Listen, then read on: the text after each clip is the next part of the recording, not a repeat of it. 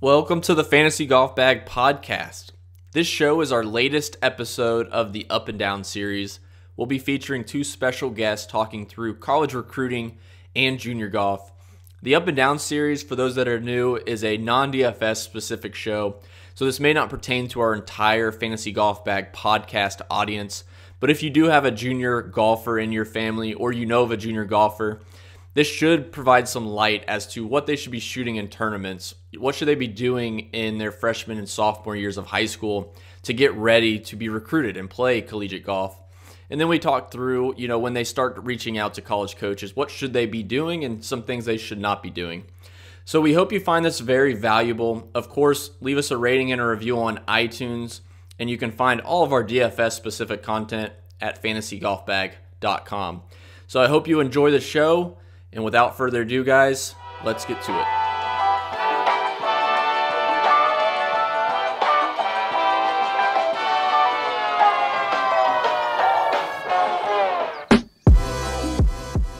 Welcome to the Fantasy Golf Bag Podcast Up and Down series. I am Red Kachik, coming to you with two special guests today. We're going to do an Up and Down series for some college golf, junior golf recruiting.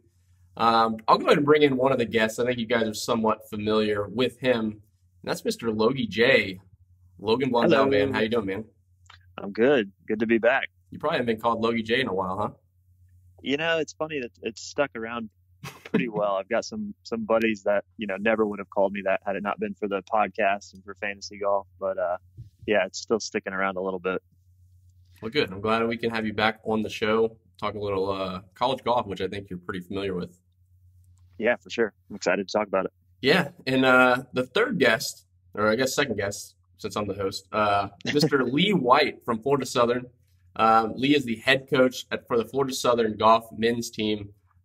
Lee, how you doing, man? I'm doing great. Good to be here. Know you and Logan really well from our times playing junior golf and college golf together, and excited to be on the podcast. Yeah, man, this will be good. I think this is kind of in that right timeline for guys starting to sign for colleges, I believe. Is there a schedule coming up where guys are starting to sign with you or other schools? Like, what's the deadline here coming up? So, signing day was back in November and actually stays open through, I believe, the end of May. So, kids can sign at any time, but really, this is kind of busy time of year for college tournaments, so there's not a whole lot of recruiting going on. I actually have, I have a campus visit set up for next week. I did one a couple weeks ago, so kids are still coming to see us. But as far as signing, that was pretty much taken care of in the fall, and there's still commitments going on throughout the spring and summer. Okay. What's the drop dead deadline? Because I know a lot of kids, they maybe don't have a lot of interest from colleges and they wait until the end of the spring almost. Is there an actual deadline for, a high school kid that's trying to get into college of getting a letter of intent or any type of signing in the spring or the summer, anything like that? No deadlines. It really, the earlier you can start, the better. I get probably a dozen emails a day from kids all over the country. Some of these kids are in ninth grade high school. Some of them are seniors in high school, and those seniors are still trying to look for stuff for 2019. The class that'll come in this August, I still get a few emails, and those are the kids that are, they weren't the pick of the litter, and they're still trying to find their way. And there's still some definitely places that they can go. My advice and recommendation for them is just to keep playing in events and keep reaching out to coaches via email, text, phone calls, whatever they can do to get noticed. Because if you're a good enough player, someone's going to find a spot for you ultimately, even if that would be a walk-on spot your first year. All the way up into this summer, there's still coaches looking for guys for their roster starting in August. Yeah, and I mean, the top recruits are all getting signed probably by their junior year, right? I mean, these guys pretty much have their college career, where they want to go for college, lined up prior to their senior year. Right. Yeah. The more I've gotten into recruiting, this is my third recruiting class. I served as the assistant coach before taking over as the head coach, and got a lot of experience in what to look for, when to look for them, at what age, and yeah, the top tier players are committing to D1 schools their freshman and sophomore years of high school, which is just Oh, crazy. wow. And for us, I've started every recruiting class with a list of about 12 to 15 kids from all over the country, mostly from the Southeast, but also from Ohio, from Connecticut, from um, Massachusetts area, the Northeast. The kids up there are great players, and they want to get out of the cold weather and come Yeah. play on grass all year. So for me, it really starts sophomore year. Freshman year, if a kid's a phenom, you don't know, it's too much of a risk to go after them because you don't know how they're going to mature, how their game's going to develop by the time they're a senior, and that's a big risk that the top teams, your Oklahoma States, your Georgia Tech, Auburn, Florida, those are the schools that are going to take that risk with a kid his freshman year. That's just killing it. They're going to go ahead and say, all right, you can commit here. You're that good of a player. But for me, it's really the most important years in high school are your sophomore going into your junior year, because that's when coaches are going to start contacting you that summer of going into your junior year of high school. Okay. Yeah, I'm curious for Logan because like we'll hop back to you, Lee, in a second as far as like what you're looking for in recruits. But Logan, when you were coming up through high school and you were venturing out into some of the bigger golf associations, how did you kind of approach that, or what was your game plan? I know that high school golf for kids is not important as far as recruiting goes. You need to be playing in AJGA events, state and local junior golf association events, especially ones that have a lot of a lot of good competitors that are trying to get into D1 school. If you're up in like maybe North Dakota, there may not be an opportunity for a lot of those kids to play at a strong D1 school. But you go down to California, Texas, Florida, you play against some really strong kids, and your name becomes recognized. So how did you kind of approach that coming out of Florida, which is a pretty strong school, to get yourself in a position, to get recruited by some bigger schools, get a scholarship ultimately? Yeah, for sure. So for myself, I would preface everything by saying that I was very fortunate that my older brother, he's 5 years older than I was, or than I am, was a great competitive golfer, ended up actually playing at Florida Southern for 4 years on scholarship, was a great junior golfer. And so we learned a lot, my family did, on just what we did with him, and getting started a little too late with him as far as being nationally recruited, getting out playing bigger tournaments earlier. So I was very fortunate when my brother was, 14, 15, 16 years old, when he started traveling to go play in tournaments. I was 10, 11, 12, and I was already going to play. So, that gave me a big leg up. Just getting exposure to seeing what was out there, to seeing, the types of competition, the different golf courses, the different surfaces, the different grasses that you play on. There's so much to get used to when you travel and compete, which I was fortunate to get exposed to that when I was pretty young. So by the time I was in high school, freshman, sophomore year, I had already played all the local stuff, 10 times, so that wasn't as big of a deal anymore. And the state tournaments I had been playing for 7, 8 years. So I was ready for the national events. And, I started off in the smaller ones. We were talking pre-show about playing in the Medicus preseason AJGA tournament. And that was the way it started. You just had to get status somehow. So I played in that tournament, and it got me, I want to say, 2 or 3 exemptions based off my finish. And then from there, I entered into the smaller AJGA tournaments, and I'd go to Kentucky or I'd go to Georgia. I typically pick courses that I thought I would like. I'd research events that I thought that I would do well in, and then it just grew from there. And by the end, I was playing in the invitationals in the AJGA, and I was ready for college and ultimately ready to play professionally as well because of that. That's interesting. You would look for the golf course you'd play well at, man. Yeah, a lot of people don't think about that, but Yeah, they just um, try to play you it as know, much as you can get into. That's how I kind of went about right. it, you know? So, I mean, I grew up on an old style golf course here locally. It's built in the 20s. So my game was tailored to hitting a lot of fairways, hitting wedges, and making putts. I mean, it was all driving accuracy and short game. So when I traveled, I tried to play courses that were similar to that because it would be good for my comfort level. I had a good friend.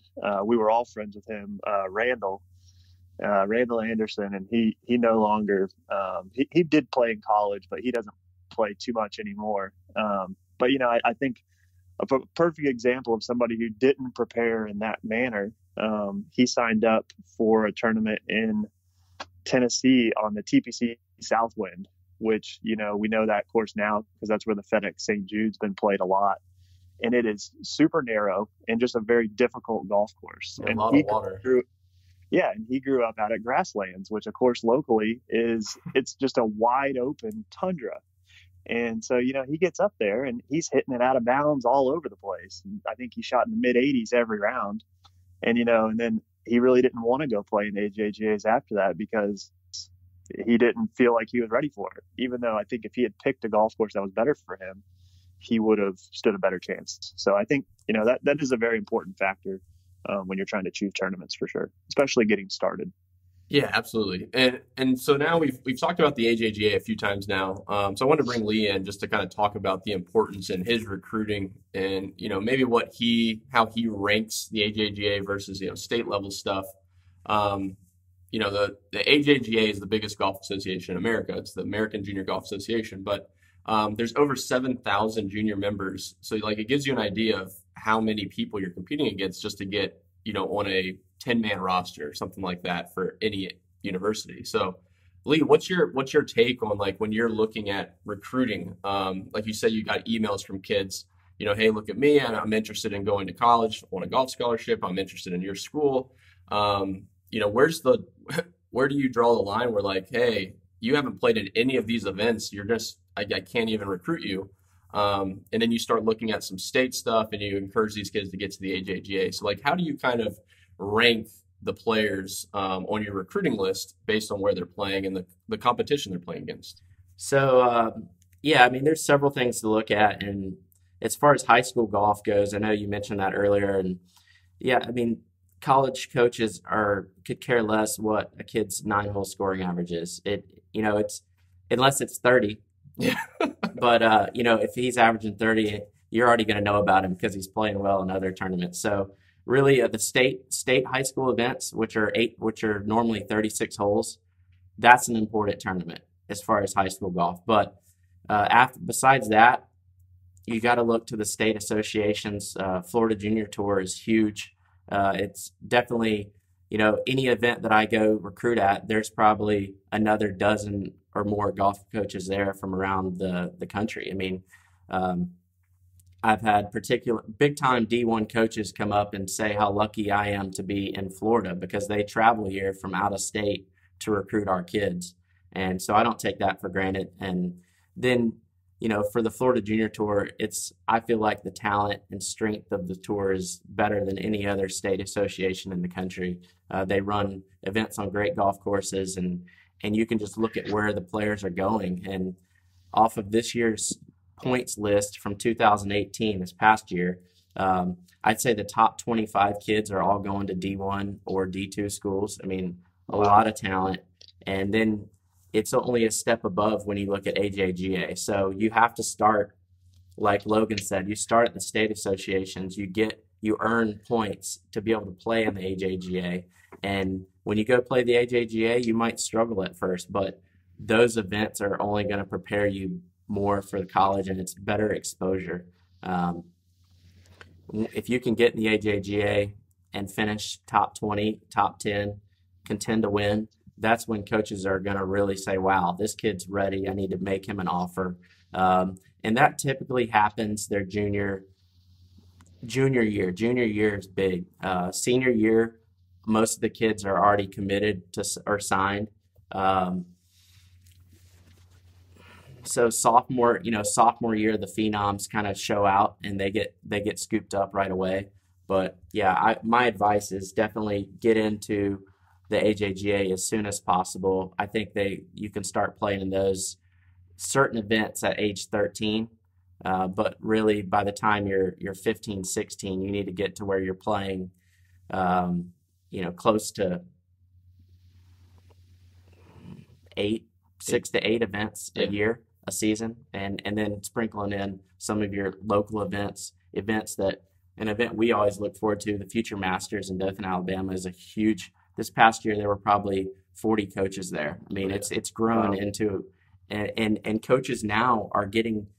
I spoke to several D1 coaches that were there for the entire week. They're not there for 15 to 18. They're there for the 12, 13, 14-year-olds, which is, and I was kind of taken away because I was like, man, should I have been here? Like, the recruiting is starting at such a young age. And more advice is for parents to get their kids to send an email, a personal email. It's great to get it from the recruiting service, this and that, but a lot of the recruiting service emails get deleted right away. I can tell you that.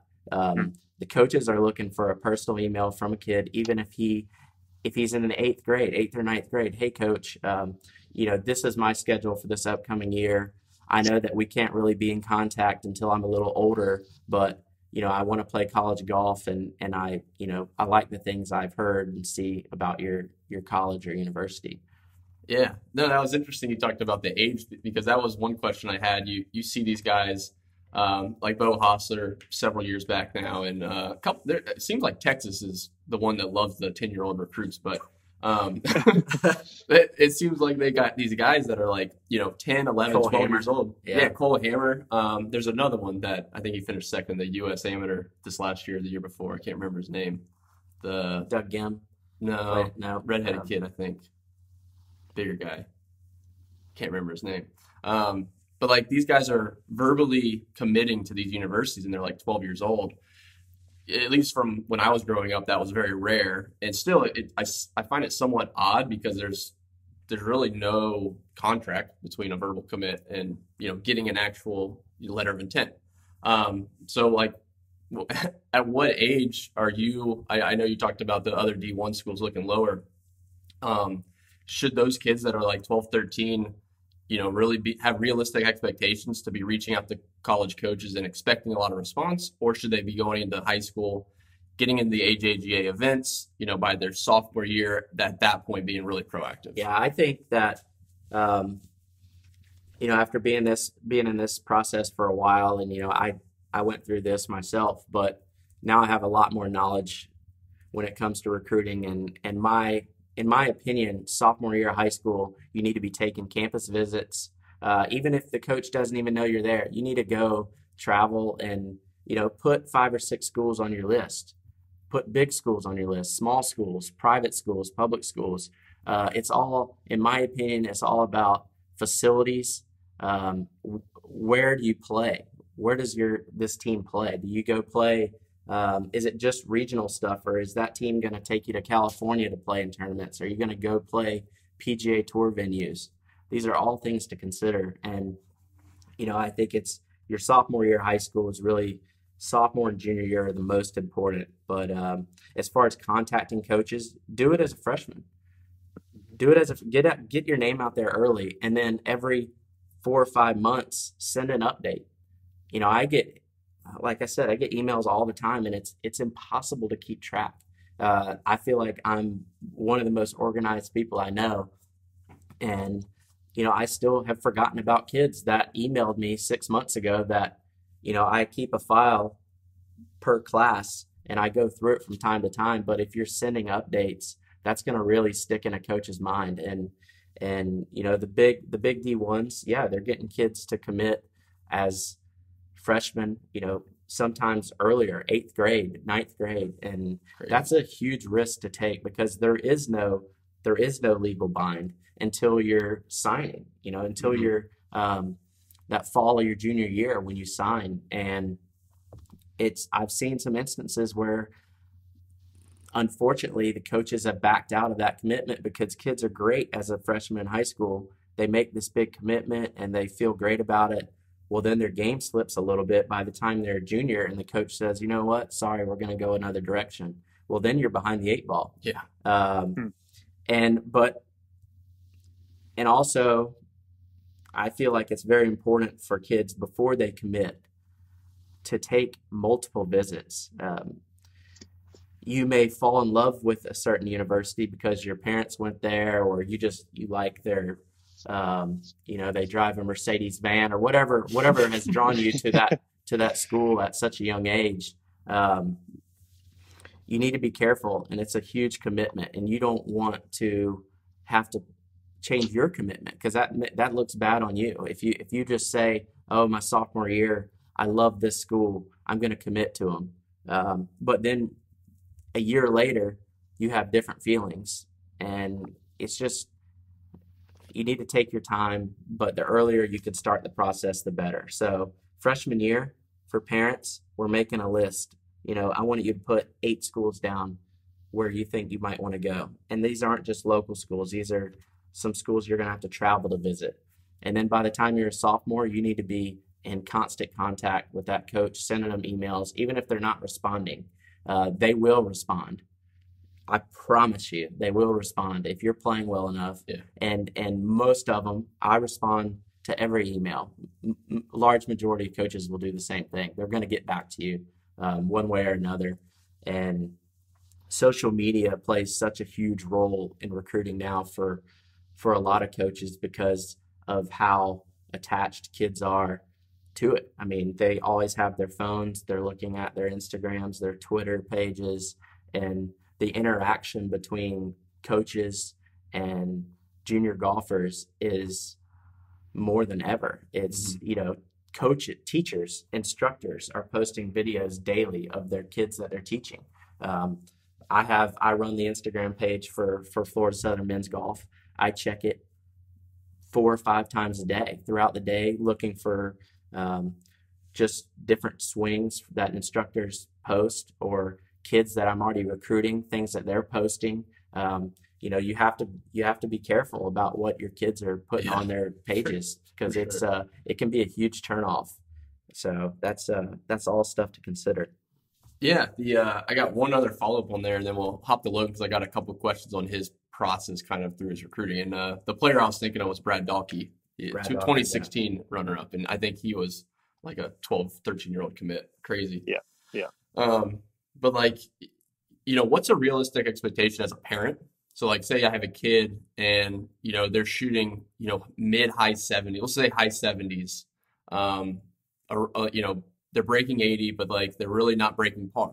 What's a realistic expectation for a parent, with a kid that's shooting that? Because it's so competitive now. I mean, I don't know how far you could even get into an event in the AJGA with that type of scoring. Right. But like to give like a parents a realistic expectation, like if your kid's breaking 80 and you feel like, oh, in his high school, he's beating everybody, in his high school market, he's beating everybody, but in a nationwide pool of recruits, what does he really need to get down to shooting? And I know that's not really a hard and fast answer, like, oh, if he can shoot 72, he can get into a D2 college. But, what do you look for? Is there any score where you're like, hey, you need to get down to this score? Or what do you try to do? Definitely. Yeah. I'd say that, and this goes with age. When I get an email from a freshman in high school and he tells me he's shooting in the high 70s, I like that. I can accept that. This is a kid that, he's 14 years old. He's going to only continue to develop probably. So that's a kid I'm really going to keep my eyes on. Now, if a junior in high school emails me and says, I'm averaging 77, 78. Well, that's for our program. We're looking, by the time you're a junior, you need to be breaking par in tournaments. Not all the time, but you need to show the ability that you can shoot in the red. And, I'd say for the top, as far as Division II and Division I goes, Division II, you're looking, your top 10, top 15 schools in Division II are all recruiting players that are shooting 75 and better, and in every round. I mean, you can't shoot the kids that are still shooting 76, 83. that's when you need to be looking at like a D3 in a NAIA or junior college. That could be a good route for a year or two and then transfer. As far as Division One, your sophomore year, it's kind of just a year earlier than Division Two would be, in my opinion, a good way to put it. So your sophomore year of high school, if you're shooting around par, that's when the D1s are going to be like, okay, this kid's good. And then they're going to continue to look at you. If you can, but in my opinion, a good scale, freshman year, upper 70s, low 80s. Sophomore year, you're shooting mid 70s and maybe throwing in a under par or even par around. Your junior year, you need to be averaging low 70s and shooting at 67 every once in a while. Yeah. Shooting at 68. And it's not to say that you're not going to have the bad round where you shoot at 79 or 80, because we all do that. I mean, even Phil Mickelson, what did he shoot, 80 yesterday? 79? Yeah, my lineups felt it. So, that just goes to show it's not end all be all, but there's definitely, and I try to give positive feedback the best I can when I hear from recruits. And, I don't want them to feel discouraged, but you also want to be honest with them. And if they're juniors and senior in high school and they're still shooting upper 70s, they probably need to look for junior college or Division III, because it's incredibly competitive. Our scoring average this year is 293, which is 5 over. We're playing, our strength of schedule is number 1 in the country right now. We're ranked number 5 in the country. Our strength of schedule is ranked number 1, and our scoring average is 293. So our guys are mostly averaging between par and 74. Mm-hmm. We haven't hit our stride yet. We've shot 2 rounds of 10 under and better for one single round. So we have the potential, and that just goes to show what kind of players we're looking for. All the kids I brought in this year, we had 6 recruits come in as freshmen, and they were all shooting. If they'd go play a 3-day event, at least one of those rounds was under par. And because when you get to college, it's all new golf courses. It's things you're not familiar with.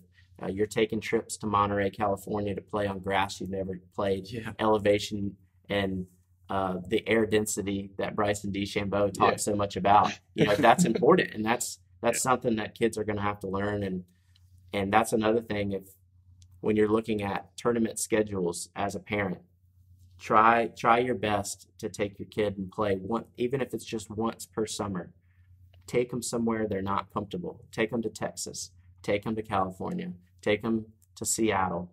Where are they going to play that it's not on a grass they're used to? Take them to Connecticut and play on bent grass. That's only going to help them, and that's going to help their exposure. If they can send an email to a coach and say, I'm from Florida, but I went to New Jersey and finished 4th in a AJGA. That's huge. Yeah. No, that's really good stuff. It's funny. It's funny how the golf's a really awesome sport where I know we all grew up playing it, so I'm sure we got this talk many times from different people, but like you get what you deserve from what you put into golf. Like you don't get to sign like when you turn pro, you don't get to sign a 10-year contract. Like you have to go earn it, right? And it's same in college, same in junior golf. But like if you have a kid that's aspiring to play college and, they go play in the state and local events and, okay, if they're doing all right and they get to the AJGA, then that's a really good, gauge of where they stand with the national competition. So it's very, very key to get them outside of their comfort zone. Don't just play local stuff, start playing state stuff, really try to get to the national scene, not just for recognition, but to give you a realistic expectation going forward. But like, so circling back to you, Logan, your class was one of the best, and I haven't really kept up with the junior golf classes probably the last 5-6 years. It seems like every year it's getting better and better, but your class in 2007 had I think Ricky Fowler, I think Brooks Koepka was in that class, Wesley Graham, Philip Francis, which no one has heard of since, but I mean he was supposed to be the can't miss kid, and he had a back problem now. But what were those, stepping back now, going through your recruiting process and these guys that were highly recruited, and you have a kid now that's hopefully going to get into golf and go through this whole situation again, what's your kind of takeaway and your advice for kids, or what would you have done different to be in a Brooks Koepka situation besides obviously being better, I guess? Even though obviously you were one of the best in the state, but obviously they did something right to be recruited so heavily. Right. Well, like Lee said, it just starts earlier now. For myself, I when I went into middle school was when I made the decision. I played baseball and golf up until then, and I was like, I'm just going to focus on golf. And I was able to put all my time into it. I'd go out after school. Like you said, it's not given to you. So it's how bad do you want it? And I wanted to play golf all the time. I mean, I would leave school and I'd go pretty much straight to the golf course. I'd practice till dark. On the weekends, I'd get out there around lunchtime, which is when we could start walking the course. And, we'd play 18 on Saturday and Sunday, and we'd practice. And you have to really want it. And then you have to get exposure. You have to go play the local tournaments. And then it's kind of just like a graduation series. Like you play local tournaments, and then you start winning those, and you're like, all right, well, I'm going to start playing the state stuff. And so you play the state stuff, and, you're in the middle of the pack, you're in the bottom, and you work your way up towards the top, and then, you kind of graduate to the national stuff. And, the earlier you can do that, like Lee was mentioning, the more exposure you're going to get. But just also being, realistic, while dreaming a little bit. You have to, keep options open. I looked at Division II schools, even though I was looking at Georgia Tech.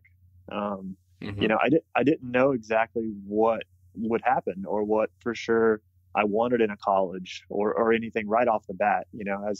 As time went on and I got older and I had to make that decision, I started narrowing down, what size school do I want to go to?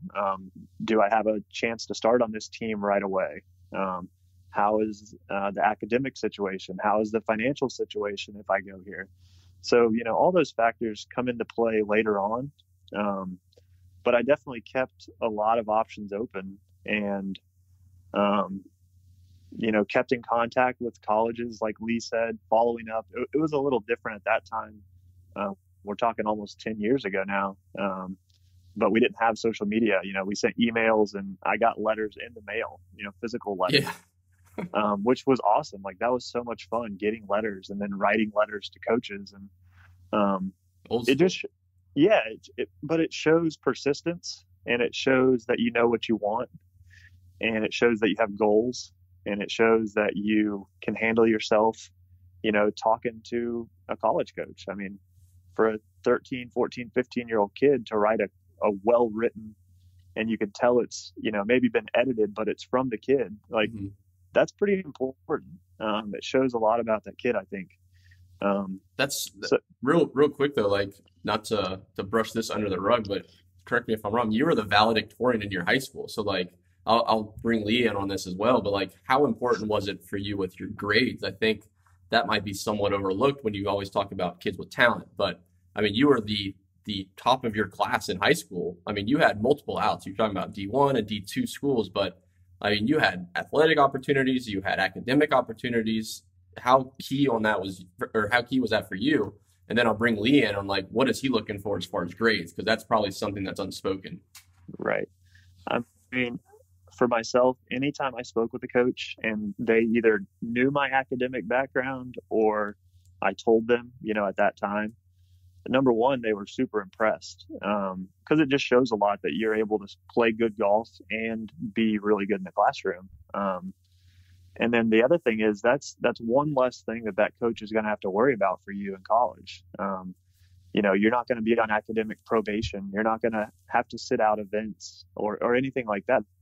They're not even going to have to get onto you if they know that you can handle your studies. And you can't downplay that at all, because it's just, everybody wants to play professional golf.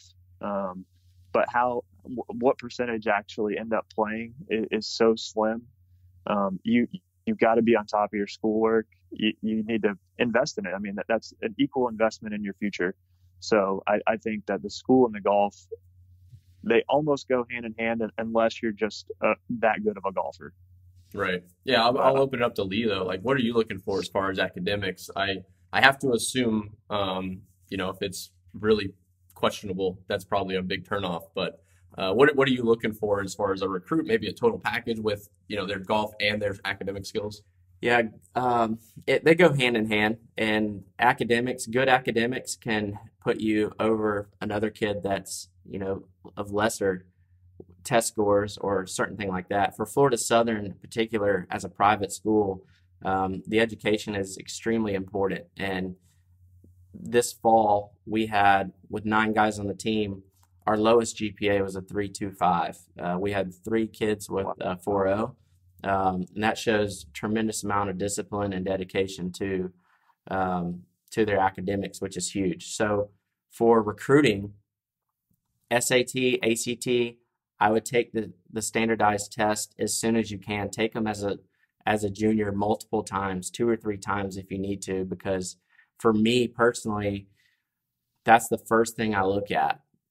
Obviously, we're attracted to your scores and your finishes in big tournaments, but if you're a good player and I know that you're going to get Florida Southern's tuition and board this year is $47,000. Yeah. But if you send me an email and I can see your test scores and your GPA, let's say you have a 3.6 and you made a 1,200 on your SAT, okay, you're getting $20,000 academic. So your tuition and board for a full scholarship just went from 47 to 27. Now we're talking. And if you're a good player, I'm going to throw 20,000 your way. Now you're going to go to the 3rd most winningest program in college golf history, 13 national championships. You have a chance to go here and play college golf for 4 years, and it's going to cost you $7,000 a year. There's a lot worse opportunities. So that's where I start. I look at your academics. How much money can I get you knocked off the top of that tuition status? And that's different for every school, obviously, the price of tuition and board. So it's very, very important. Like Logan said, it's one less thing for us to have to worry about. It's something that our administration harps on. I spoke to my assistant AD this morning, and she said, how are the kids doing? This is a busy time of year. You're playing a lot. You're practicing a lot. I said, they're doing great. I don't have to worry about them. I ask about it, and I stay in contact with their professors if there's big assignments coming up and we're going to be on the road for 5 days. But my suggestion as far as grades go is, the high GPA is great, but you need the test scores to help you get that academic money. Yeah. Mm-hmm. You have anything on that, Logan? Yeah. Go for it. I was just saying, just one more follow-up. So I think I was 16 when this happened, so probably in my junior year. But so I had played in a handful of AJGAs at that point, probably like 10 or so, similar to what Lee's saying. I didn't play the 8 or so a year. I would say the schedule is a little more full now for them, but I was playing 4 or 5 a year at that point and doing pretty well. And so I applied they had what was called an HP All Scholastic team within the AJGA, and you wrote an essay, and then you submitted your grades, and then they took into account your golf results. And so I got selected to this HP All Scholastic team, and I got invited to my first AJGA Invitational. So I had never had that opportunity before, and I went, and I completely fell on my face. I shot 81.76, because it was tough conditions, tough course, tough field, but it was great exposure. And then, coming into the next year, I got invited to a few more because I had some more good results following that event. And it just opened up a whole door of opportunity. And I got to see something I never would have experienced if my school and my grades hadn't been where they were. So, I played right behind Ricky Fowler in the practice round. And I was in awe of people like that at that time. But, just such a cool experience. And it would have never happened if it hadn't been for being a good student as well. Absolutely. And just to circle back real quick on Florida Southern, for those out of state that don't know, you guys have a couple majors attributed to Florida Southern, right? You had Lee Janzen, obviously won the U.S. Open. once or twice, right? So Jansen has 2 U.S. Opens. Rocco Mediate won a senior U.S. Open or senior PGA a couple years ago, and I actually spoke to him on the phone last week. So he stays in contact, as do all the alums that I think we've had 9 guys play on the PGA Tour now. Yeah, and, that's awesome. Others successful careers on the web.com. Travis Perkins, cool story. He's still living here locally in Lakeland. 3-time national champion at Florida Southern, and he's now the caddy for Brant Snedeker. Oh, wow. He was on the bag for DA points when he won at Pebble Beach. Is now been with Snedeker for about a year and a half. So still a lot of mocks out there in professional golf world. Yeah, for sure. Doing big things. Yeah, and he was a PGA Tour player himself for a little bit. Yeah. Yep. I got like 2 other quick questions, then we'll kind of open it up to your final thoughts and comments as we wrap up this show. But you talked a bit about, Lee, you talked a little bit about guys sending emails or they're posting swings on Twitter.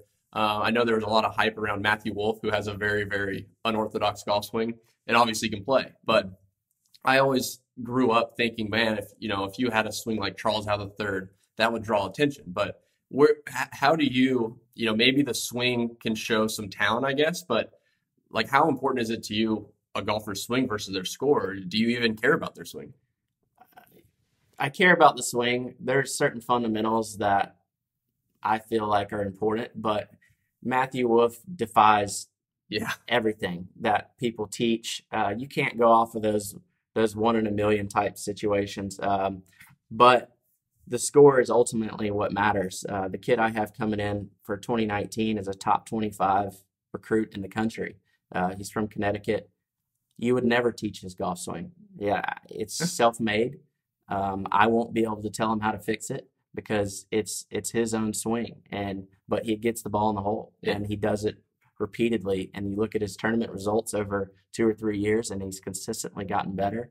And so I'm not overly concerned about his golf swing. I mean, you look at the PGA Tour, Adam Scott you drool when you watch him hit a golf shot. But there's all different types of golf swings out there that are successful, and it is important at a young age.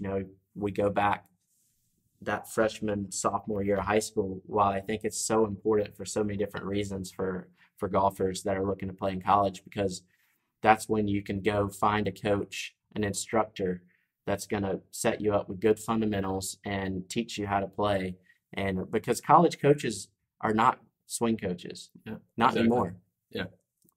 With the technology, maybe you have a TrackMan, maybe you don't, but kids are still in constant contact with that club pro back home or that private instructor that they see, because they can just take a swing video and send it to them. And right away they get a text saying, okay, this is what you're doing, just tweak it a little bit.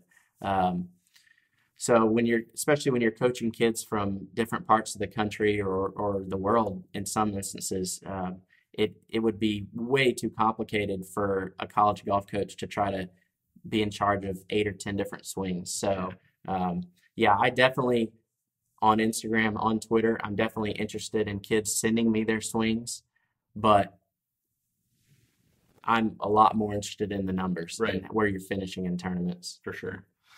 All right. Well, that pretty much will wrap up this show. Hopefully we get some good feedback and have you on again in the future and talk some more about this stuff. And, maybe even talk about, community colleges and how those guys do like a two-year program and then go in like Billy Horschel walked on, like talk about walk-on situations, stuff like that. But I'll kind of open it up to Logan, and then I'll finish off with Lee if you have any closing thoughts and anything you want to plug at the current moment. But Logan, what do you think, or any closing remarks? Number one, I appreciate you having us on. I think that this is a very useful, just a useful segment for any parent or kid that's out there that's looking to play in college golf and beyond. I mean, it's not simple and it's not easy, but it's definitely worth it. Going to play in college is probably one of the best experiences I've ever had in my life. We got to travel to Scotland. We went to Hawaii, and we competed against the best players in the country. Played at Augusta. played at Augusta. That's I don't know how I always the didn't worst. think of that first. Tough break. So, I mean, just the experiences you get all this free equipment, you get free clothing. It's just unbelievable. It's so worth it. So if you're interested in doing it at all, just dive in and just get after it. Start playing local, start playing state, and then you got to go play some national events. And it's the best thing for you, even if you're going to fall flat on your face and shoot in the 80s, even though you normally shoot in the 70s.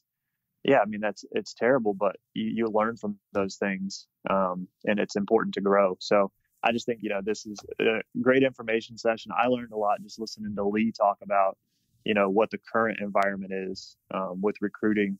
And I mean, it's just so competitive. So you got to get out there and differentiate, but definitely start early and just be persistent.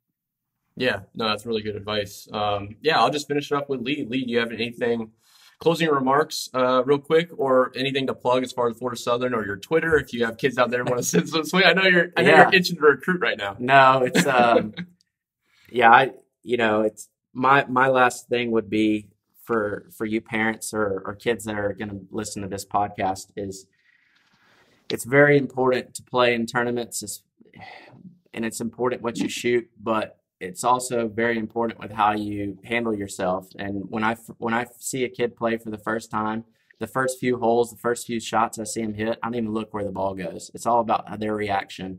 It's all about what do you do after the double bogey. Yeah.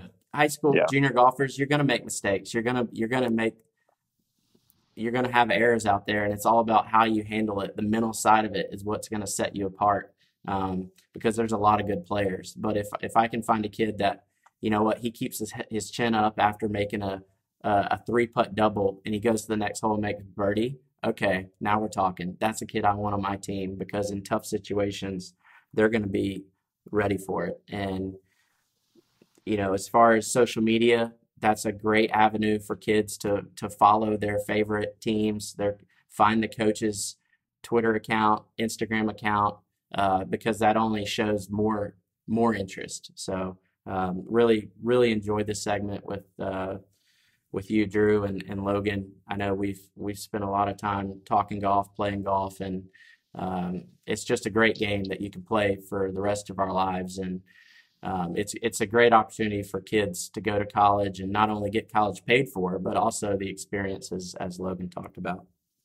Yeah, absolutely. No, we really appreciate you both coming on the podcast and talking through this. I'm sure we'll have you on again in the future. And good luck with your tournaments upcoming in the spring. Good luck with the national championship. Sounds like you're going to qualify and be one of the top contenders. So again, guys, thank you so much for tuning in to this episode of the Up and Down series for the Fantasy Golf Bag podcast. Definitely, if you haven't already, leave us a rating and a review on iTunes. That always helps us out, and we're always appreciative. And, of course, you can find myself on Twitter at RedKachik, and we're happy to answer any questions that you might have. So check out the website, fantasygolfbag.com. We'll be back with our normal podcast for DFS and golf betting every Tuesday morning.